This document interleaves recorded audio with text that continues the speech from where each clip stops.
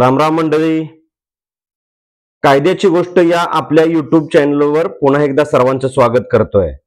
मी कायदा अभ्यासक संतोष जाधव. कालपासून आपण महाराष्ट्र जमीन महसूल संहिता 1966 या जमिनीशी संबंधित असणाऱ्या कायद्याची प्राथमिक माहिती घेण्यासाठी आपण हे चॅनल सुरू केलेलं आहे. कालपासून बऱ्याच जणांनी काही चांगल्या प्रतिक्रिया, लाईक्स दिलेल्या आहेत, त्याबद्दल प्रथमतः मी सर्वांचे आभार व्यक्त करतो. आणि मित्रहो, मी काल सांगितलं होतं की काल थोडं प्राथमिक होतं, त्यामुळे जादा वेळ गेलेला आहे, पण आज त्यापेक्षा कमी वेळात जास्तीत जास्त माहिती देण्याचा प्रयत्न करणार आहे. तर महाराष्ट्र जमीन महसूल अधिनियम असं म्हणता येत नाही, महाराष्ट्र जमीन महसूल संहिता 1966 हा कायदा 1966 ला आला. म्हणजे महाराष्ट्र 1960 ला तयार झाला. 1 मे 1960 ला महाराष्ट्र राज्याची निर्मिती झाली आणि त्यानंतर 6 वर्षांनी आला. मग भारत स्वतंत्र झाला 1947 साली. कायदे आपल्याला देशामध्ये अस्तित्वात आले 1950 साली. मग जमीन महसुला संबंधीचा कायदा यायला एवढा उशीर लागला, तर मग त्याच्या आधी नेमकं जमिनीचा महसूल किंवा जमिनीच्या बाबतीमधले कायदे होते का, किंवा असतील तर ते कसे होते, आणि नसतील तर ते नसण्यामुळे काय तोटे झाले असतील, किंवा नेमकं चित्र काय असेल, ह्या सगळ्याचा जेव्हा अभ्यास करतो तेव्हा आपल्या एकच गोष्ट लक्षात येते की जरी महाराष्ट्र जमीन महसूल संहिता 1966 ला आली असली तरी जमिनीच्या महसुला संदर्भामध्ये यापूर्वी वेगवेगळ्या प्रकारच्या कालखंडामध्ये वेगवेगळ्या प्रकारचे नियम, कायदे, कानून होते. एवढं एक मात्र लक्षात ठेवावं लागेल. म्हणजे कायद्याचा अभ्यास करणारे असतील किंवा स्पर्धा परीक्षांचा अभ्यास करणारे विद्यार्थी असतील, त्यांनी एक गोष्ट लक्षात ठेवायला पाहिजे, historical background of Maharashtra land revenue code हा प्रश्न असणारच आहे आणि आपल्याला त्यामध्ये लिहावं लागेल. तर प्राधान्याने आपल्याला त्याच्यामध्ये 4 भाग करावे लागतील. एक तर प्राचीन भारत, त्यानंतर मध्ययुगीन भारत, ब्रिटिश काळ आणि त्यानंतर स्वातंत्र्योत्तर भारत. आता ह्या 4 भागामध्ये आपल्याला या महाराष्ट्र जमीन महसूल संहितेचा विकास कशा प्रकारे होत गेला किंवा त्याची ऐतिहासिक पार्श्वभूमी कशी आहे हे आपल्याला याच्यामधून समजून घेता येईल. अगदी थोडक्यात 2-2 वाक्यामध्ये सांगणार आहे. तर प्राचीन भारतामध्ये जर गेलो तर आपल्याला कौटिल्याच्या अर्थशास्त्रामध्ये सुद्धा जमिनीवर कर घेतलेला आहे किंवा कर लावलेला आहे याचा उल्लेख आलेला आहे प्राचीन भारतामध्ये. त्यानंतर राजेशाही आल्या. वेगवेगळ्या भागात वेगवेगळ्या ठिकाणी वेगवेगळे राजे काम करत होते. मध्ययुगीन भारताच्या पण जरा आधीचा तो कालखंड असावा.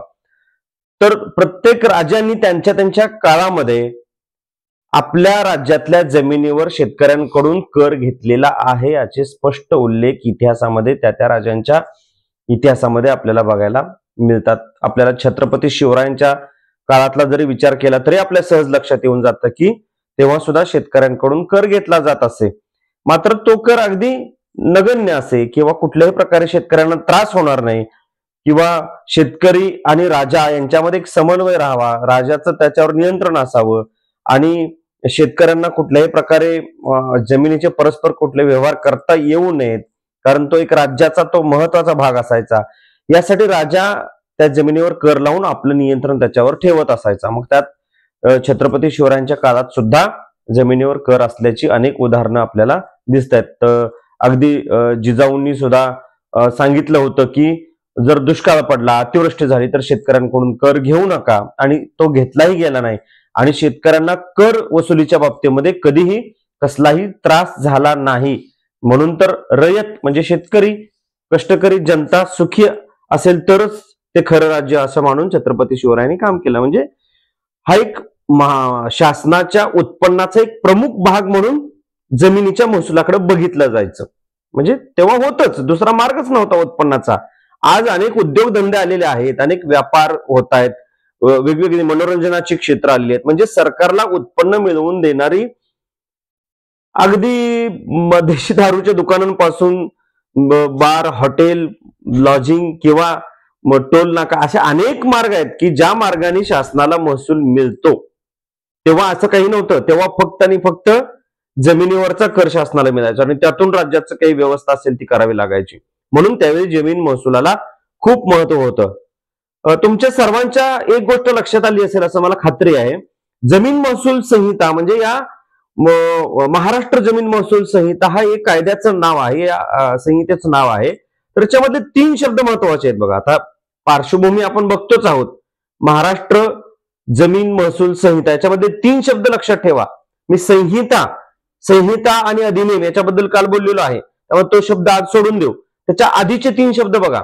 महाराष्ट्र जमीन महसूल हा जो कायदा आहे ना, आता या कायद्यामध्ये प्रकरण किती आहेत, कलम किती आहेत हे मी पुढे सांगेन, पण हा एवढा व्यापक अर्थ असणारा हा जो कायदा आहे, या कायद्याचा आपल्याला या कायद्यामध्ये असणाऱ्या 3 अक्षरांचा अत्यंत काळजीपूर्वक विचार आणि महत्व लक्षात घेतलं पाहिजे. महाराष्ट्र जमीन महसूल म्हणजे हा कायदा फक्त महाराष्ट्र राज्यापुरता मर्यादित आहे. दुसरी गोष्ट, जमिनीशी निगडीत आहे. आता जमीन म्हणजे काय, तर जमिनीची व्याख्या सुद्धा त्याच्यामध्ये दिलेली आहे, पुढे मी सांगेन तुम्हाला. पण जमीन म्हणजे फक्त शेतीच असं नाही. एखाद्या इमारत, ज्या जागेवर इमारत उभी राहिलेली आहे ती पण जमीनच आहे. जिथं जंगल आहे ती पण जमीनच आहे. जिथं तलाव आहे, जिथं पाणी साठलेलं आहे ते जमिनीवरच आहे.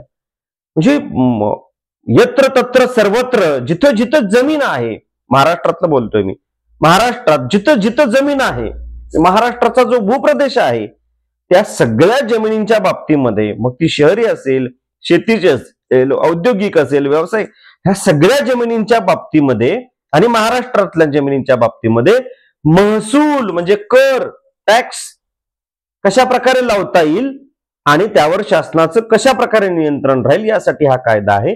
आणि त्याची पार्श्वभूमी, त्याचा इतिहास काय आपण बघतोय. मी तुम्हाला प्राचीन भारत सांगितला, कौटिल्याच्या अर्थशास्त्रामध्ये उल्लेख आहेच. त्यानंतर मध्ययुगीन भारतामध्ये काही राजे रजवाड्यांनी कर लावलेले आपण वाचनात आपल्या आलेलं आहेच. छत्रपती शिवरायांचं बेस्ट उदाहरण आपल्या समोर आहे. त्यांच्याही राज्यामध्ये जमीन आणि महसूल असे संबंधित काही नियम होते. त्यानंतर थोडंसं पुढे आल्यानंतर ब्रिटिश काळ सुरू झाला. ईस्ट इंडिया कंपनी भारतामध्ये आली. आपल्याला कधी कधी इंग्रजांचे आभार मानावे लागतात. का तर काही गोष्टींमध्ये नियम लावून सुसूत्रता आणण्याचं एक प्राथमिक काम त्यांनी त्या काळामध्ये केलेलं होतं. पण त्यांच्या थोड्या ओव्हर ऍक्शन झाल्या होत्या आणि आपल्या महाराष्ट्रातल्या काही समृद्धीचा किंवा महाराष्ट्रातल्या सर्वगुण संपन्नतेचा, इथल्या गुणवत्तेचा, इथल्या कौशल्याचा सगळा फुकट वापर करता येईल अशा दृष्टिकोनातून, फक्त उपभोग म्हणजे लूट करण्याच्या दृष्टिकोनातून इंग्रजांनी भविष्यामध्ये इंग्रजांनी पुढे जाईल तसं त्या दृष्टिकोनातून वापर केल्यामुळं इंग्रजांचं राज्य हे आपल्यावर लादलं जाते अशी भावना लोकांच्या मनात निर्माण झाली आणि त्यातून मग भारतीय स्वातंत्र्याचा लढा उभारला. परंतु तत्पूर्वी इंग्रज भारतात आल्यानंतर त्यांनी भारतातल्या एकूणच सामाजिक, राजकीय, प्रशासकीय सगळ्या गोष्टींचा अतिशय बारकाईने अभ्यास केला होता आणि त्यांच्या लक्षात आलं होतं की इथं एवढी सुंदर कसदार जमीन आहे, एवढं अखंड म्हणजे काय म्हणतो विशाल असा खंडप्राय असा भूप्रदेश आहे, जमीन आहे, परंतु त्याच्या बाबतीमध्ये कुठलेही निश्चित असे नियम नाहीत. आपल्याकडे संस्थानं त्या दरम्यान होती, तर संस्थानांनी तुकडे तुकडे तुकडे झाले होते. भारतामध्ये अनेक संस्थानं होती आणि त्यांनी आपापला एक भाग बनवलेला होता, आपली आपली एक जहागिरी बनवलेली होती आणि प्रत्येक ठिकाणी प्रत्येकाचे नियम वेगळे होते.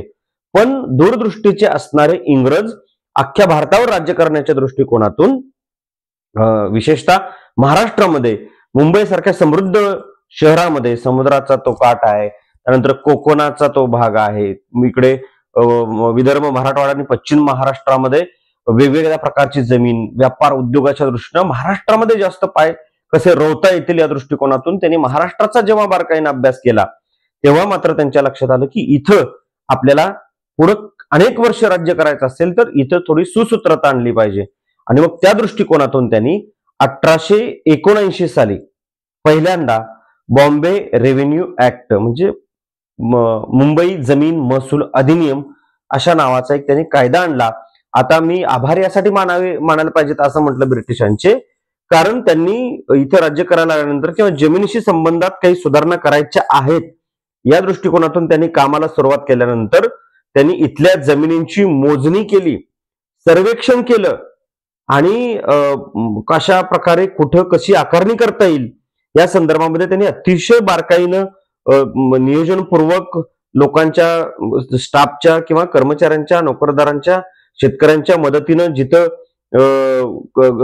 विरोध होतोय तिथे सक्तीनं अशा सगळ्या ऐन केन प्रकारे त्यांनी महाराष्ट्रातली जमीन मोजून काढली. मग शहर गावं कुठं आहेत, कशा प्रकारे जमिनी औद्योगिक वापरात कुठे येऊ शकते, शेतीसाठी कुठे वापरात येऊ शकते, याच्या वर्गवाऱ्या केल्या, त्याचे नकाशे बनवले. म्हणजे खूप अवघड काम होतं बघायला गेलं तर.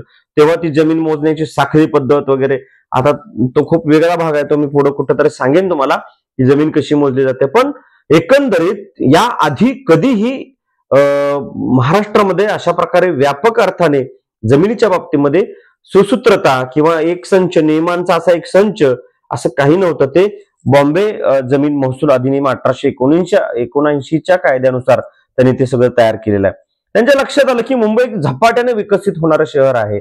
मुंबईची जमीन ही फक्त शेतीसाठी वापरता येणार नाही, उद्योग आणि निवासीकरणासाठी जास्त वापरली जाण्याची शक्यता आहे. त्यांच्या लक्षात आल्यानंतर तिथली आकारणी महसुलाची ही थोडी वेगळी असायला पाहिजे असं त्यांच्या लक्षात आल्यानंतर त्यांनी मुंबई शहरासाठी एक वेगळा कायदा तयार केला, जो 1876 मध्ये त्यांनी अंमलात आणलेला होता. म्हणजे आपल्या लक्षात येते का बघा, इंग्रज आल्यानंतर थोडेसे लिखित कायदे यायला लागले. यापूर्वी काही तोंडी असायचे, राज्य राजवाड्यांनी त्यांच्या त्यांच्या याच्यामध्ये ठरवलेले ते सगळे कायदे असायचे. आणि इथं मात्र आता इंग्रजांनी मुंबई आणि मुंबई सोडून बाकीचा भाग यासाठी अशा प्रकारचे कायदे करायला सुरुवात केली होती.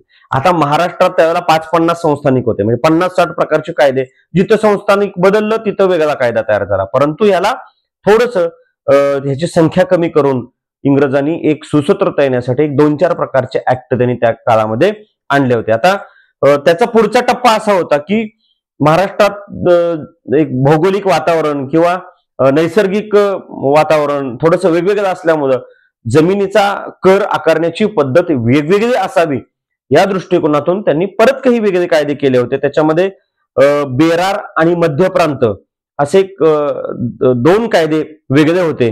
त्याच्यानंतर आता बेरार हा जो कायदा होता तो आता फार जुन्या लोकांना आठवत असेल, तो अकोला आणि तिकडच्या काही जिल्ह्यांसाठी मर्यादित होता.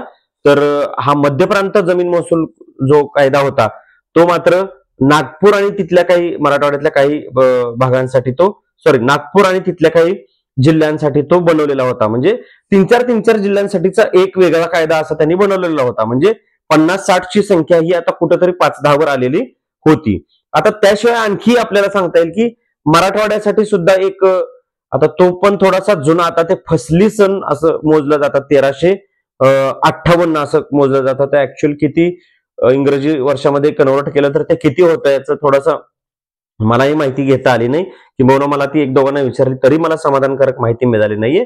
परंतु असा उल्लेख आहे इतिहासामध्ये की फसली सन 1358 मध्ये मराठवाड्यासाठी वेगळा कायदा केलेला होता. तर एकंदरीत ब्रिटिश काळामध्ये असे वेगवेगळ्या भागासाठी वेगवेगळ्या प्रकारचे 2-4 कायदे अस्तित्वात असल्याचं आपल्या लक्षामध्ये येतं. आता भारताला स्वातंत्र्य मिळालं 1947 साली. आता तोपर्यंत हे अशा प्रकारे महाराष्ट्रामध्ये कायदे अस्तित्वात होते. आपण महाराष्ट्र जमीन महसूल संहिता बघतो, त्यामुळे फक्त महाराष्ट्रापुरता विचार करूया. देशात वेगवेगळ्या ठिकाणी इंग्रजांनी वेगवेगळ्या पद्धतीने कायदे बनवले, तो भाग अलहिदा. पण महाराष्ट्राच्या बाबतीमध्ये बघत असताना देश स्वतंत्र झाल्यानंतर सुद्धा महाराष्ट्रातल्या जमिनीवर कर आकारण्यासाठी अशा प्रकारे वेगवेगळ्या भागासाठी वेगवेगळे कायदे होते. इथपर्यंत आपण आलो. आणि त्यानंतर मात्र थोडस पुढे गेल्यानंतर आपल्या लक्षात येतं की मध्य प्रदेशसाठी 1954 साली मध्य प्रदेश जमीन महसूल अधिनियम असा एक कायदा आला की जो बहुतांशी महाराष्ट्राला व्यापत होता, किंवा जास्तीत जास्त म्हणजे जसं मी म्हटलं की 4-5 कायद्यावर आलं. तर 4-5 वरून परत 1-2च कायद्यावरती आलं. 1-2 कायद्यांमध्ये तो महाराष्ट्र व्यापला गेला. त्यातला महत्वाचा, भारताला स्वातंत्र्य मिळाल्यानंतरचा एक महत्वाचा कायदा होता की ज्या कायद्याचं नाव होतं मध्य प्रदेश जमीन महसूल कायदा 1954. आता बघा, आपण ज्या कायद्याचा आता अभ्यास करणार आहोत तो 1966चा आहे आणि आपण आता आलो 1954ला. म्हणजे हळूहळू म्हणजे प्राचीन, मध्ययुगीन, ब्रिटिश काळ, त्यानंतर स्वातंत्र्योत्तर कालखंडामध्ये महाराष्ट्रामध्ये कशा प्रकारे जमीन महसुलीच्या संदर्भामध्ये कायदे किंवा नियम विकसित होत गेले याची एक शृंखला आपण आता पाहिली. आणि आता थोडस जर आपण विचार करायला गेलं तर 1966 त्यानंतर जवळपास 10 ते 12 वर्षांनी पुन्हा महाराष्ट्राच्या जमिनीच्या आकारणीच्या बाबतीमध्ये स्वर्गीय यशवंतराव चव्हाण यांनी महाराष्ट्राच्या आधुनिक महाराष्ट्राचे शिल्पकार म्हटलं जातं. धरणं बांधली जावी, जलसिंचनाच्या योजना, सिंचनाच्या योजना, पाणी, हरित क्रांती, ह्या सगळ्या गोष्टी स्वतंत्र भारतामध्ये, महाराष्ट्रामध्ये खूप मोठ्या पातळीवर व्यापकपणानं त्याच्यावर चर्चा होऊ लागल्या होत्या आणि त्या दृष्टिकोनातून शेतकऱ्यांना या सगळ्या सुविधा देण्यासाठी शेतकरी, त्यांची जमीन, त्यांच्याकडे असणारा अधिकार, त्यातली शासनाची भूमिका, या सगळ्या बाबतीमध्ये आणखी थोडी एक विकसित रचना असायला पाहिजे असं शासनकर्त्यांच्या लक्षात आल्यानंतर मग 1966, आता कायदा 1966 अस्तित्वात आला, पण आपल्या एक गोष्ट लक्षात यायला पाहिजे की अंमलबजावणी एका वेगळ्याच तारखेला झालेली आहे.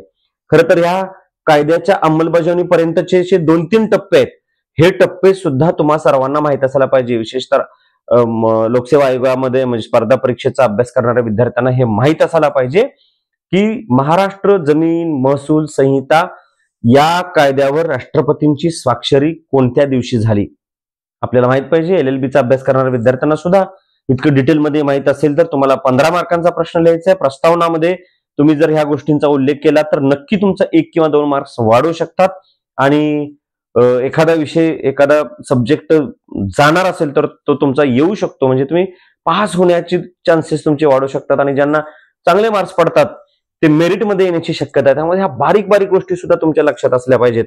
तर महाराष्ट्र जमीन महसूल संहिता 1966 या कायद्यावर स्वाक्षरी झाली ती तारीख होती 22 डिसेंबर 1966. तारखा मुद्दाम बघून सांगतोय कारण चूक होऊ नये, तुमच्यापर्यंत करेक्ट माहिती यायला हवी. आता मी वाचलं, लिहून काढलं, टिपणं घेतली, परंतु तुमच्याकडे सांगताना चूक होऊ नये म्हणून मुद्दाम समोर ठेवलेला आहे. तर राष्ट्रपतींची स्वाक्षरी झाली, तो दिनांक होता 22 डिसेंबर 1966. त्यानंतर राजपत्रामध्ये प्रकाशित झाला, तीही तारीख वेगळी आहे. ती तारीख आहे 30 डिसेंबर 1966.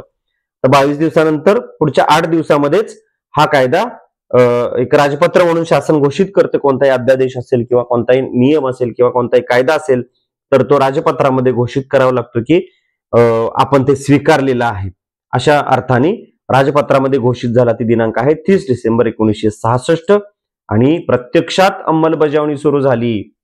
इम्प्लिमेंटेशन ऑफ ऍक्ट कधीपासून आहे तर 15 ऑगस्ट 1967. म्हणजे साधारण मध्ये 6 महिन्याचा कालखंड, 6 ते 8 महिन्याचा कालखंड गेलेला आहे.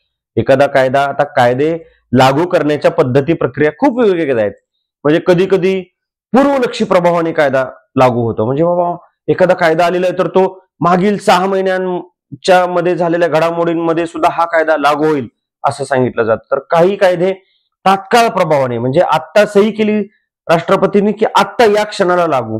तर काही कायदे हे तारीख दिली जाते आणि अमक्या दिवसापासून, जसं की आता आपण भारतीय न्याय संहिता असेल किंवा भारतीय नागरिक सुरक्षा संहिता असेल, यासारखे जे कायदे आहेत किंवा भारतीय साक्ष अधिनियम असेल, यासारखे कायदे आपल्याला संमत खूप आधी झाले, पण प्रत्यक्षात अंमलबजावणीची तारीख मात्र वेगळी होती. आपल्या लक्षात येतं, मग एखादा कायदा संसद संमत करते पण लागू करण्याची तारीख त्यामध्ये नमूद केली जाते. त्या अर्थाने आपण इथं महाराष्ट्र जमीन महसूल संहिता जी आहे ती स्वीकारली गेली, म्हणजे राष्ट्रपतींची स्वाक्षरी झाली डिसेंबर 1966 ला. त्यानंतर राजपत्रात जाहीर झाली किंवा प्रकाशित झाली 8 दिवसांनी 30 डिसेंबरला. आणि प्रत्यक्षात अंमलबजावणी कधी सुरू झाली तर त्यानंतर जवळपास 8 महिन्यांनी, म्हणजे 15 ऑगस्ट 1967 रोजी.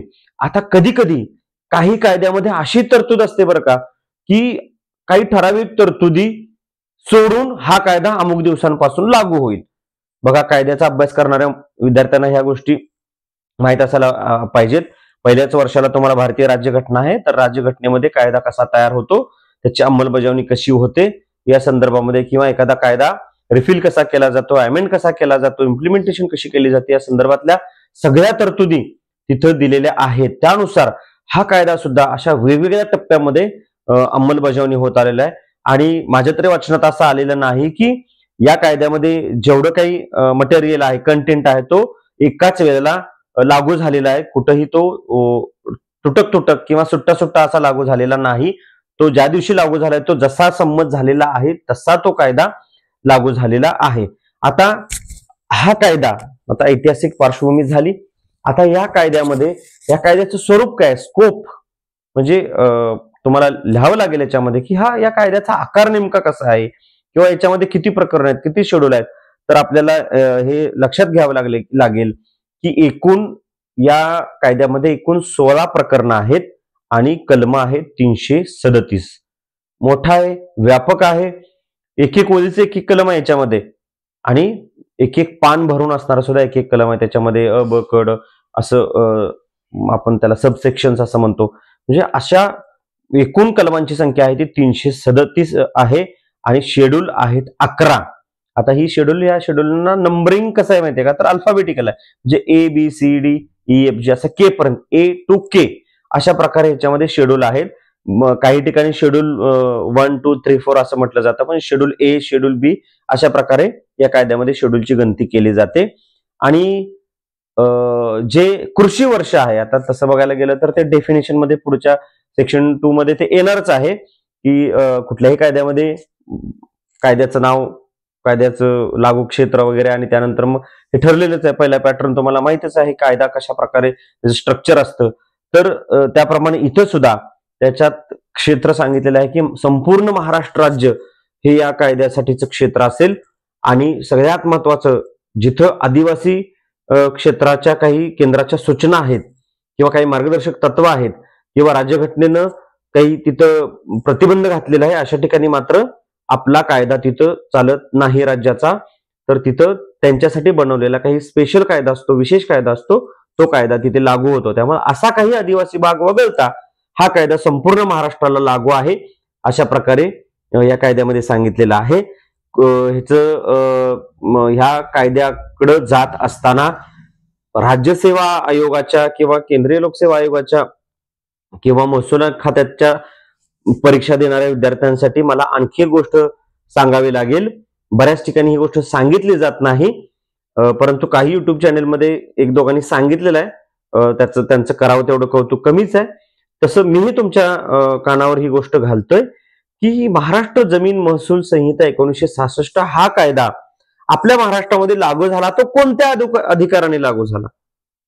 म्हणजे राज्य सरकारला अशा राज्यघटनेनं अधिकार दिलेला आहे का असा कायदा बनवण्याचा? आणि जमीन हा विषय, म्हणजे तुम्हाला माहिती आहे की आपल्याकडे काय आहे तर लिस्ट आहेत. एखादा म्हणजे कायदा बनवण्यासाठी लिस्ट आहेत, तर त्या लिस्ट म्हणजे सूची म्हणू आपण, ज्यांना नागरिक शास्त्रामध्ये ते तुम्ही पाहिलेलं आहे आणि जे LLB चा अभ्यास करतात त्यांना ते पहिल्या कॉन्स्टिट्यूशन मध्येच ते आहे की या 3 सूची असतात. त्याला आपण सेंट्रल लिस्ट म्हणतो, त्यानंतर स्टेट लिस्ट म्हणतो, त्यानंतर कन्करंट लिस्ट म्हणतो आपण त्याला. मराठीमध्ये नागरिक शास्त्रात बऱ्याच लोकांनी ते पाहिलेलं असेल की केंद्र सूची, राज्य सूची आणि समवर्ती सूची. जे कायदे किंवा जे विषय केंद्राच्या अखत्यारीमध्ये आहेत, उदाहरणार्थ रेल्वे, पोस्ट वगैरे वगैरे, तर त्यावर केंद्रच कायदा करेल, त्यावर राज्य कायदा करू शकणार नाही. आणि जे कायदे म्हणजे आरोग्य, शिक्षण किंवा आणखी काही या संदर्भामध्ये सार्वजनिक शांतता, पोलीस ह्यावरती आपल्याला त्या त्या राज्यांना अधिकार दिले, ते स्टेट लिस्टमध्ये येतात, म्हणजे राज्य सूचीमध्ये येतात. आता त्यानुसार इथं राज्य कायदे करतात. आणि समवर्ती सूचीमध्ये आपल्या लक्षात यायला पाहिजे की केंद्र आणि राज्य दोघे मिळून त्या विषयावर कायदा करू शकतात. मग जमीन हा विषय कुठल्या सूचीमध्ये आहे? तर मला मिळालेल्या किंवा मला माहित असलेल्या गोष्टीनुसार हा जमीन आणि जमिनीशी, महसुलाशी संबंधित जिथं जिथं उल्लेख आहे, मग तो सेंट्रल लिस्टमध्ये सुद्धा आहे, मग तो स्टेट लिस्टमध्ये सुद्धा आहे आणि कन्करंट लिस्टमध्ये सुद्धा आहे. म्हणजे तिन्ही ठिकाणी तुम्हाला या महाराष्ट्र जमीन महसूल संहितेविषयीचे अधिकार किंवा कायदे करण्याच्या बाबतीमध्ये अधिकारांची विभागणी झालेली आहे आणि त्याच्यात हा कायदा तयार झालेला आहे. आता जर तुम्हाला सांगायला गेलं तर आर्टिकल, म्हणजे त्याला मराठीमध्ये अनुच्छेद 246 जो टॅक्सेशनच्या संदर्भात मध्ये आहे, कर आकारणी कोणी कशी करायची या संदर्भातला जो राज्यांना अधिकार मिळालेला आहे, त्या अधिकारान्वये हा कायदा बनतो. आता जमिनीचा कर हा करच आहे, म्हणजे टॅक्स, कुठल्याही प्रकारचा टॅक्स आहे, आणि त्या टॅक्सच्या संदर्भामध्ये कायदे करण्याचा काही अंशी अधिकार हा राज्यांना दिलेला आहे. त्यानुसार अनुच्छेद 246 मध्ये हा अधिकार राज्यांना मिळतो. त्याचबरोबर राज्यसूचीमध्ये अनुच्छेद 18 आणि 15 मध्ये सुद्धा महसुलाशी संबंधित किंवा महाराष्ट्रातल्या किंवा जमीन महसुलाच्या संबंधीमध्ये राज्यांना अधिकार दिलेला आहे. त्या अधिकारांनुसार हा कायदा निर्माण झालेला आहे असं सुद्धा आपल्याला म्हणता येतं. समवर्ती सूचीमध्ये म्हणजे कन्करंट लिस्टमध्ये आर्टिकल 6 जे आहे त्या आर्टिकल 6 नुसार महाराष्ट्र अशा प्रकारच्या कर वसुलीसाठी स्वतंत्रपणानं राज्यासाठी कायदा बनवू शकतो, अशा प्रकारच्या तरतुदी दिलेल्या आहेत. अशा त्या स्पष्टपणाने तरतुदी वाचा. मी तुम्हाला शॉर्टकटमध्ये सांगितलेले आहेत. शब्द मागे पुढे झालेले असू शकतात, पण कायद्याचा अभ्यास करणाऱ्यांनी प्रॉपर वर्डिंग केलं पाहिजे किंवा थोडंसं काळजीपूर्वक जे परीक्षा देणार आहेत त्या लोकांनी किमान काळजीपूर्वक वाचलं पाहिजे. तर तुम्ही ही जी मी आर्टिकल सांगितलेली आहेत ती 100% बरोबर आहेत. फक्त त्यामध्ये वर्डिंग कसं आहे जसंच्या तसं तुम्ही वाचा. आणि या सगळ्या अधिकारांनी हा महाराष्ट्राला जो अधिकार मिळालाय त्यानुसार महाराष्ट्र जमीन महसूल संहिता हा कायदा तयार झालेला आहे. तर आज आपण महाराष्ट्र जमीन महसूल संहिता हा कायदा कसा विकसित होत आला, त्याचे टप्पे कुठले आहेत, त्यापूर्वी कुठले कायदे अस्तित्वात होते, भारत स्वतंत्र झाल्यानंतर या कायद्यामध्ये 54 ला कशा प्रकारे कायदा आला आणि मग परत 66 ला कायदा कसा आला, त्याची स्वाक्षरी राष्ट्रपतींची कधी झाली, अंमलबजावणी कधी सुरू झाली आणि मग भारतीय राज्यघटनेमध्ये असा कायदा तयार करण्याचे अधिकार राज्याला कशा प्रकारे मिळालेले आहेत याची इत्थंभूत माहिती तुम्हाला आजच्या या व्हिडिओच्या माध्यमातून देण्याचा प्रयत्न केलेला आहे. तुमचं सर्वांचं लक्ष, तुमच्या सर्वांच्या नोटिफिकेशन तुमच्यापर्यंत येण्यासाठीच्या दृष्टिकोनातून तुम्ही माझ्या या युट्यूब चॅनलला सबस्क्राईब करायला विसरू नका. अजून बरेचसेच कायदे आहेत, खूप कायदे आहेत. त्यातले जे आपल्या उपयोगाला, दैनंदिन उपयोगाला पडणार आहेत, कामाची गोष्ट आहे ना, आपल्या कामाच्या पुरती ज्या गोष्टी आहेत त्यातल्या कायद्याच्या गोष्टी मी तुम्हाला माझ्या या कायद्याची गोष्ट युट्यूब चॅनलच्या माध्यमातून सांगत राहीन. काही चुकत असेल, राहत असेल, विसरत असेल क्षमा करा, मला लक्षात आणून द्या आणि तुम्ही त्याच्यामध्ये दुरुस्ती करून घ्या. मी जे सांगतोय ते बरोबर आहे, परंतु तुम्ही स्वतःच्या बुद्धिमत्तेच्या अभ्यासाच्या कसोटीवर तपासून दैनंदिन जीवनामध्ये त्याचा वापर उपयोग केला पाहिजे असं तुम्हाला आवाहन करतोय आणि विनंती करतोय पुन्हा एकदा की आपल्या या कायद्याची गोष्ट या चॅनलला सबस्क्राईब करा. आणि पैसे मिळवणे हा काय उद्देश नाही, पण तुम्ही जास्तीत जास्त लोकांपर्यंत मी पोहोचतोय का याची मला थोडीशी खात्री करायची आहे. आणि तुम्ही सगळेजण मला कितपत शुभेच्छा आशीर्वाद देत आहात हे सुद्धा मला बघायचं आहे. एकदा आपलं प्रेम तपासून बघायला काय अडचण आहे. आणि म्हणून तुम्हाला पुन्हा एकदा विनंती करतोय की या चॅनलला सबस्क्राईब करा, लाईक करा, शेअर करा आणि आपल्या जवळच्या मित्रांपर्यंत जरूर पोहोचवा. आज आपण इथंच थांबूया. जय हिंद, जय महाराष्ट्र, जय संविधान.